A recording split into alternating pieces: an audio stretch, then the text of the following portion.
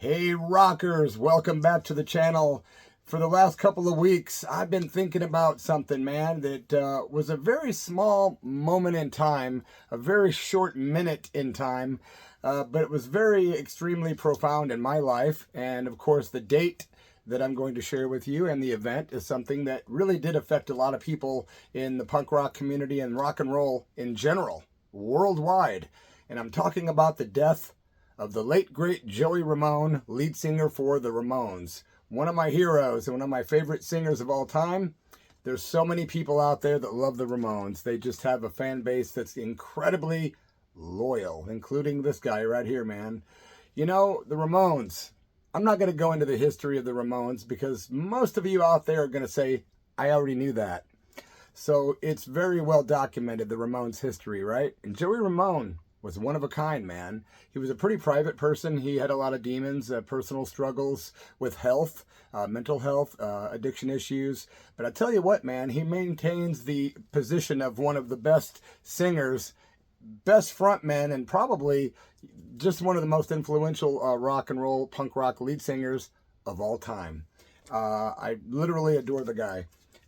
1977 is when the first, January 1977 is when the second album by the Ramones was released, and it's this album right here, Leave Home. It's also the first album that I got my hands on by the Ramones. Yep, this came out in 77, and about 1980, somebody gave me a copy of this. This is my copy that I got recently that's signed by Marky Ramone, because I got to see Marky up in Portland, Oregon not too long ago. My friends, this is one of the best Ramones records, in my humble opinion. Having lived 59 years now and been listening to the Ramones since 1980, I like the album It's Alive. That's one of the best live records ever made. Double album, live in England. Great stuff, man. But as far as studio records, this one, and probably Too Tough to Die, and then there's so many others, right? Those are just my favorites, man. But this one here absolutely rocks, man. I mean, with songs like Pinhead and Glad to See You Go and Susie is a Headbanger, California Sun, just, you know, such a great album for absolute. Give me Shock Treatment, Pinhead. One of the best Ramones records ever. I got my hands on this bad boy. When I first heard it, I thought, these guys sure don't sound like they look. I thought they were going to be like some heavy band like Motorhead or something. And then I'm like, wow, they're more like the Beach Boys. But then later on, it hit me.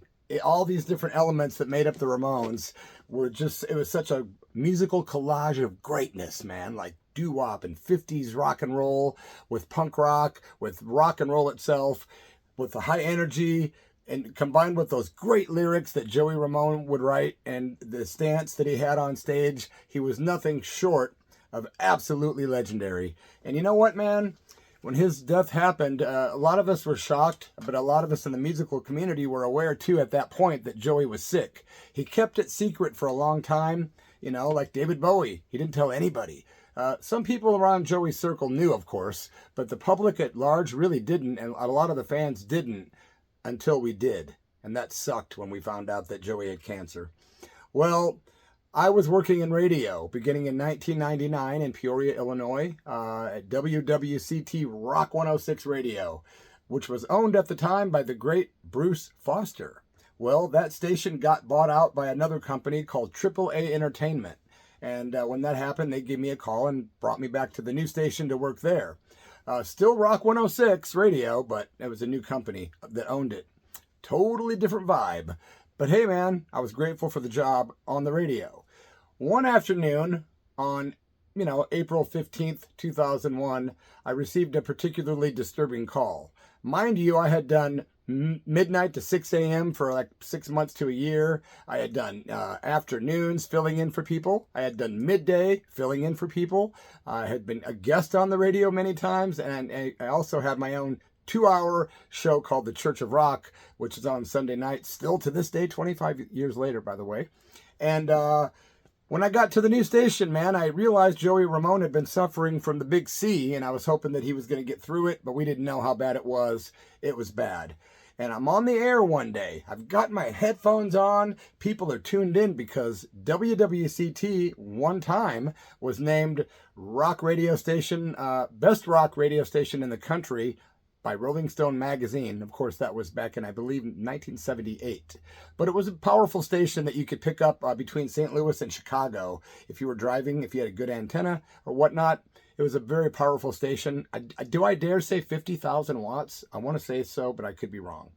But it was a big station. I knew people were listening. The phone rang maybe a minute before I went on the radio to talk, right? Because we had a certain log in front of us on a computer screen about this big, and it told you what songs were playing, and it would say stop, commercial break. You know, it told you when to talk on the air and whatnot.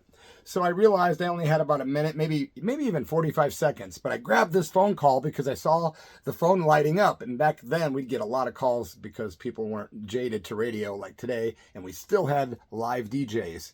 Well, I answered the phone, and a buddy of mine says, Derek, because that's my radio name, Derek Moody.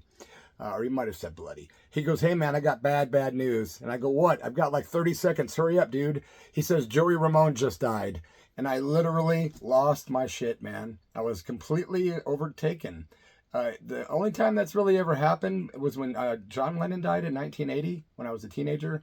And at this point in my life, Joey Ramone was, like I say, one of the figureheads of my, youth and rock and roll in general. One of the greats, man, right? Of course, he got bigger than life after he died, but he deserves it.